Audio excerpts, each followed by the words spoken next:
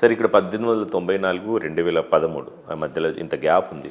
So మళ్ళీ 2013 నుంచి ఇప్పటి వరకు మీరు గమనించిన ప్రకారం వస్తున్న ఇష్యూస్, సమస్యలకు సంబంధించి ఏదైనా చేంజెస్ చేయాల్సిన అవసరం ఉందంటారా మీ అభిప్రాయం? 10 ఏళ్ళు 12 ఏళ్ళు అంటే 2014 అమలుకి వచ్చింది కూడా 11 ఏళ్ళు అవుతుంది. అసలు భూసేకరణ చట్టాన్ని అమలు మొదలుపెట్టక ముందే సవరణ చేశాం. అంటే ఇప్పుడు ఈ 10 ఏళ్ల తర్వాత చూసుకొని ఏం సవరణ కావాలి దాకా ప్రభుత్వాలు ఆగలేదు. 2014 జనవరిలో భూసేకరణ చట్టం అమల్లోకి వచ్చింది. 2015లోనే పార్లమెంట్లో భూసేకరణ చట్టాన్ని సవరణ చేయడానికి 2 సార్లు ప్రయత్నం జరిగింది. కేంద్రమే 2 సార్లు ఆర్డినెన్స్ ఇచ్చింది, అది ల్యాప్స్ అయింది, పార్లమెంట్లో సవరణ చేయలేకపోయారు. చివరికి ఏమన్నారు, రాష్ట్ర స్థాయిలలో మీకు కావాల్సిన సవరణలు మీరు చేసుకోండి, కేంద్రం ఆమోదం ఇస్తుందని చెప్పారు. ఆ క్రమంలో చాలా రాష్ట్రాలు భూసేకరణ చట్టాన్ని మార్చేసుకున్నాయి. తెలంగాణ ప్రభుత్వం మార్చింది, ఆంధ్రప్రదేశ్ మార్చింది. ఏం సవరణ 2 కీలకమైన సవరణలు తీసుకొచ్చారు.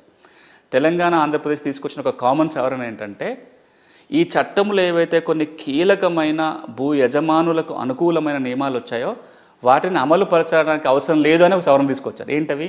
Social impact assessment. అంటే ఏదైనా ప్రాజెక్ట్ కోసం భూసేకరణ చేసేటప్పుడు అక్కడ సామాజిక మదింపు చేయాలి, అది చేయాల్సిన పని లేదు.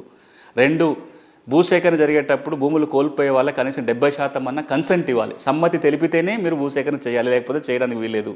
అది ఇప్పుడు అమలు చేయాల్సిన పని లేదు. 2 పంటలు 3 పంటలు పండే భూములు ఏవైతే ఉంటాయో ప్రభుత్వం నిర్దేశించిన లిమిట్ కంటే ఎక్కువ ఆ భూములు తీసుకోవద్దు, ఫుడ్ సెక్యూరిటీ ప్రొవిజన్స్ అంటాం.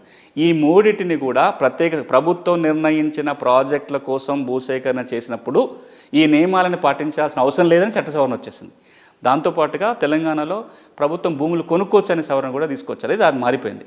ఇక మీరు అడిగినాను, ఈ మాట ఎందుకు అంటున్నానంటే, 10 ఏళ్ళ ఎదురుచూపు లేకుండానే ఇన్ని మార్చాము. ఒకసారి గత 10 ఏళ్ళ అనుభవం కనుక చూస్తే, మీరు ఇప్పుడు కోర్టు తీర్పు గురించి మాట్లాడుకుంటున్నాం కాబట్టి హైకోర్టుకు కానీ సుప్రీంకోర్టుకు కానీ ఈ చట్టం మీద ఎలాంటి కేసులు వస్తున్నాయి, అవే కదా మనం మార్పులు చూడాల్సింది.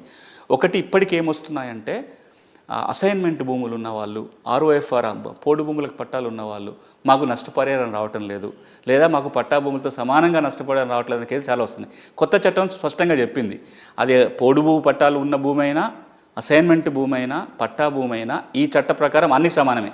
భూసేకరణ చట్టం కింద అందరూ యజమానులే, మీరు అందరికీ సమానమైన నష్టపరిహారం ఇవ్వాలని చట్టంలో ఉన్నా దానికి ఉల్లంఘనలు జరుగుతున్నాయి, అవి ఎక్కువ కేసులు వస్తున్నాయి.